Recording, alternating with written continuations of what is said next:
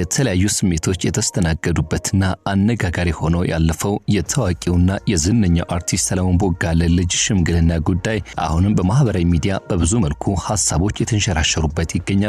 ሁለት ያክል ስሜቶችን በብዙ መልኩ እያስተናገደ ከሚገኘው ከዚህ ሽምግልና ጉዞ ጋር የተገናኘ መረጃ በዛሬው ሰዓታችን እንቃኛለን ውድ ቤተሰቦቻችን።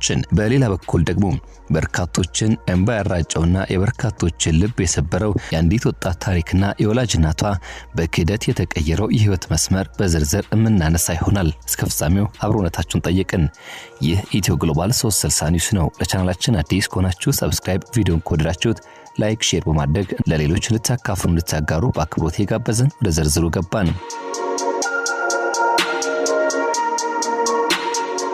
ያለፉትን ሁለት በሚጠጉ ወራት በእስር ላይ የነበሩት አርቲስት ሰራዊት ፍቅሬ፣ ሰለሞን ቦጋለ፣ ዳንኤል ተገኝ እንደዚሁም አርቲስት ይገርም ደጀኔን ጨምሮ በፊንቴክ ኢንቨስትመንት ግሩፕ ስም በፖሊስ ቁጥጥር ስር ውለው ጉዳያቸውን ፍርድ ቤት በመመላለስ ሲከታተሉ የቆዩት እነዚህ ዝነኞች ዛሬ ላይ የወራት እስር ጊዜያቸው በዋስትና ጉዳዩ ተይዞ የነጻነት አየር መተንፈስ በጀመሩ ማግስት የፌሽታና የፈንጠዚያ ጊዜ እያሳለፉ ይገኛሉ። ለዚህ ዋነኛው ምክንያት ሆና የተገኘችው ደግሞ የአርቲስት ሰለሞን ቦጋለ የበኩር ልጅ ማርያማዊት ሰለሞን የሽምግልና ስነ ስርዓት ሆኖ አልፏል። የማይታለፍ ከሚመስሉ አስቸጋሪ የሰርግ ጊዜያት ማግስት በደስታ ያሳለፉት ከነዚህ ዝነኞች መካከል ለሰለሞን ቦጋለ የእንኳን ደስ አለ መልእክት ከየአቅጣጫው እየጎረፈለት ይገኛል።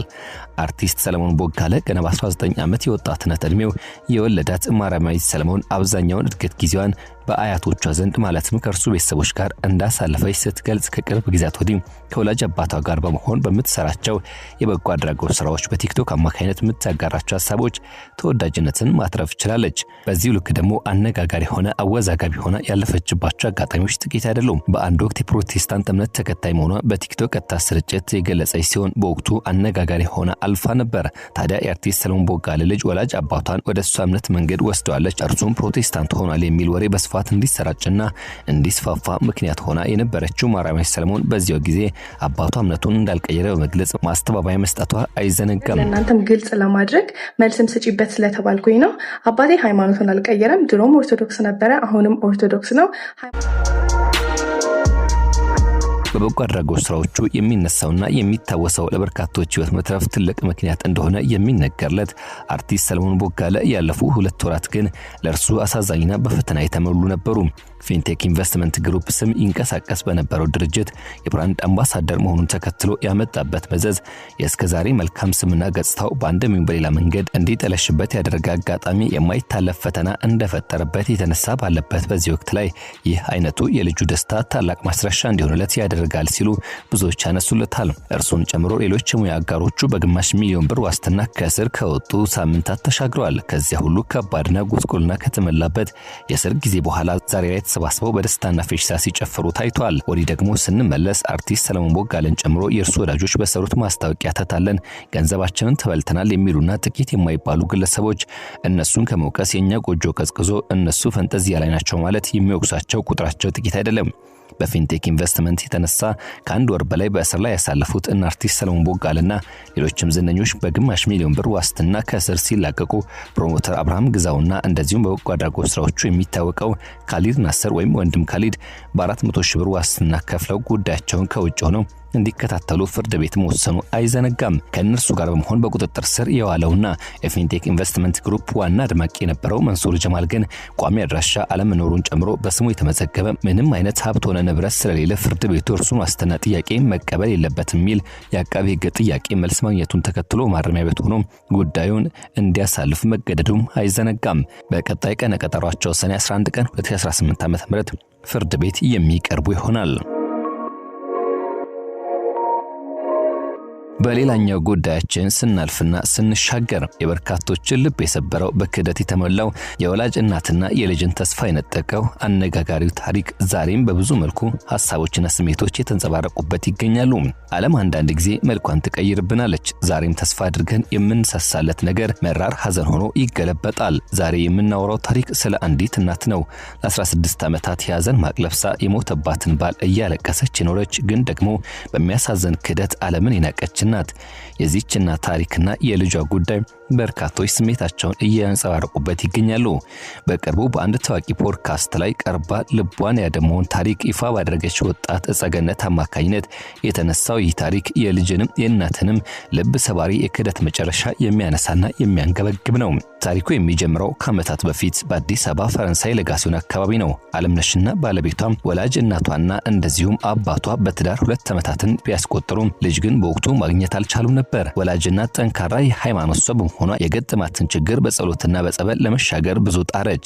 የቤተሰብ ህይወት ለመቀየር በረሃ ወርጄ ልስራ ብሎ ወሰነ ወላጅ አባት። እሷም ባትስማማም እሱ ግን ሳይወድ በግዱ ተሰናብቶ ጉዞውን ወደ በረሃ አደረገ። ባል በረሃ ላይ ሆኖ በሳምንት 2 ጊዜ እየደወለ ለሚስቱ ያለውን ፍቅር ይገልጽ ያንጸባርቅ ነበር። በእነዚህ ቀናት ውስጥ ግን አንድ ተአምር ሆነ። ወላጅ እናቷ ክፉኛ ታመመች። ወደ ሕክምና ስትሄድ የሰማችው ቃል ግን ማመን የማይቻል ነበር። የ7 ወር ከ10 ቀን ነፍሰ ጡር ነሽ አሏት። እናትም በደስታ ጮቤ ረገጠች። የፈጣሪን ስጦታ በሆዷ አቅፋ ኖረች። ደስቷ ወሰን አጣ። ይህንን ለባሏ ለመንገር በብዙ ጓጓች። ነገር ግን ያ ደስታ ብርሃን ሳይቆይ በጨለማ ተዋጠም። ማርገዟን ለባሏ ስትነግረው በየመሃሉ መልእክት ያመላልስ የነበረው የባሏ ጓደኛ መጥቶ መርዶ ነገራት። ባልሽ በረሃ ላይ በተላላፊ በሽታ ስለሞተ በሽታው እንዳይዛመት እዛው ቀብረነዋል አላት። እሷም ሰማይ ተደፋባት። የልጇ አባት የትዳር አጋሯ ሳይሞት ሙት ሆነባት። ይህች ምስኪን እናት የባሏን መሞታምና ለመቀበል 16 ሙሉ ዓመታትን ጥቁር ልብሷን ሳታውልቅ ጸጉሯን እየተላጨችና እየቆረበች ኖረች። ብቸኛ ልጇ ጸገነትን ለማሳደግ ያላደረገችው የጉልበት ስራ፣ ያልወጣችው ዳገት፣ ያልወረደችው ቁልቁለት አልነበረም። እናት በችግርና ለቅሶ ውስጥ ሆና ጸገነት አደገች። ወላጅ እናት ግን ሁሌም ለባሏ የምታደርገው መታሰቢያና ጸሎት አልተለያትም ነበርም። አንድ ቀን ግን የእርሷ እናት ህይወት ለዘላለም የቀየረ ክስተት ተፈጠረ። የቢሮ ስራ ልቀጥር ብላ ወደ አንድ ማተሚያ ቢሮ ገባች። የዋና ስራ አስኪያጅ ወይም ጀነራል ቢሮ ስትገባ የገጠማት ነገር ግን እጅግ ከባድና ለማመን የሚያዳግት፣ አይኗም ነገሩን አምኖ ለመቀበል የተቸገረችበት ነበር። ማዕድ ወይም ደግሞ ዴስክ ላይ ተጻፈው ስም የልጇ አባት ለ16 ዓመታት የሐዘን ልብስ የለበሰችለት ባለቤቷ ስም ነበር። ቀና ሲል ያየችው ሰው ራሱ ባሏ ነበር። እርሷ በችግርና በሐዘን ጉስቁል ብላ ስለነበር ሊያውቃት ቢቸገርም እርሷ ግን እግሩ ስር ወድቃ ይቅርታ እንዲያደርግላት መማጸን ጀመረች። እኔ እኮ አለምነሽ ነኝ፣ ባለቤት እኮ ነኝ። የሆነ ታላቅ ኃጢአት ሰርቼ ይሆን? ሞቻለሁ ብለህ ራስን ደብቀህ ይኖርከው? ከሙት በላይ በደል ሰርቼ ይሆን? እባክህ ይቅር በለኝ እያለች እግሩ ስር አለቀሰች። እርሱ ግን አዲሱ ትዳሩንና ስሙን ስለምትበጠብጥበት ከቢሮ በፍጥነት እንድትወጣለት ያስጠነቃት ጀመር። የሚገርመው ደግሞ እዚህ ጋር የተፈጠረው ሌላኛው ድራማ ነው። ከ16 ዓመታት በፊት በረሃ ላይ ሞቶ ቀበር ነው ብሎ ውሸቱን የነገራት የባሏ ጓደኛ እዛው ቢሮ ውስጥ አብሮ ነበረ። ባልየው ሽጉጡን አውጥቶ እያስፈራራ በዘበኛው ገፍትሮ ከቢሮ አስወጣት። በዚህ የክህደት ድራማ ተስፋ የቆረጠች እናት ወደ ቤት ተመልሳ ጊዜው ያለፈበት መድኃኒት በብዛት ጠጥታ ራሷ ለማጥፋት ሞከረች። በጊዜው የደረሰላት ባይኖርም በህይወት ተርፋ ለረጅም ጊዜ በሆስፒታል በግሉኮስ መቆየት ተገዳ ነበር። ከዚህ ሁሉ ዓመታት በኋላ እናት በህይወት ተረፈች። ከዓመታት በፊት ልጅ እንዲሰጣት ተስላ ወዳገኘችበት ወደ ታሪካዊ ዝቋላ አቦ ገዳም ላትመለስ ገባች። ዛሬ እማሆይ ሆናለች።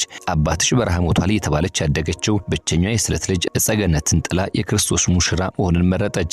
ታዲያ ጸገነት ይህን ልብ ሰባሪና አሳዛኝ የሆነ ታሪኳን ንቁ በተሰኘው ፖድካስት ላይ ቀርባ ከተናገረችበት ጊዜ አንስቶ በርካቶች በተለያየ መልኩ ከእርሷ ጎን መቆማቸውን፣ ስሜትና ሐዘናቸውን እያጋሩ ይገኛሉ። እኛም ከዚህ በኋላ ያለው ቀሪ ህይወቷ በመልካም ነገር የተመላ እንዲሆን እንመኛለን። ይህ ኢትዮ ግሎባል 360 ኒውስ ነው። ውድ ቤተሰቦቻችን ለቻናላችን አዲስ ከሆናችሁ ሰብስክራይብ፣ ቪዲዮን ከወደዳችሁት ደግሞ ላይክ፣ ሼር እንድታደርጉ የጋበዝን የዛሬን በዚህ ቋጨን። በያላችሁበት ጥሩ መልካም ጊዜ ተመኘን።